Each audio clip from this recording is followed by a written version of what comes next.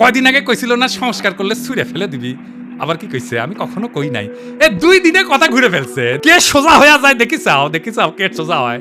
হ্যাঁ, দেশে দাগ ইচ্ছে যে ভাবিচ্ছে যে দেশে গেলে দাবরানি দিবি আমার। দাবরানি কেমনে দিবি জানেন?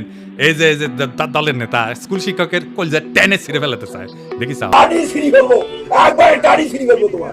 সেনো তুমি, সেনো, চলো তোমার খারাপ খুব আমাদের একবারে নিশ্চিন্ন করে দিব তোমার।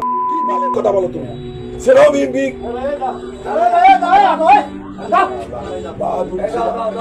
তোমার নামে আমি মামলা দেবো। কি করবো ও দাও, আমি ও থানা দেয়া, আমি ওখানে ইসরায়েল দেখবো, দেখি ওকে অ্যারেস্ট করে দিয়ে তারপরে আমি আসবো। কুড়িগ্রামে কি কয় ক্ষমতা না আসতে আসতেই এই শুরু করেছেন। ক্ষমতা গেলে কি করবেন এটা পাবলিক জানে। আপনাদের তো উন্নতি হইতেছে না, ক্রমাগত অবনতি হইতেছে।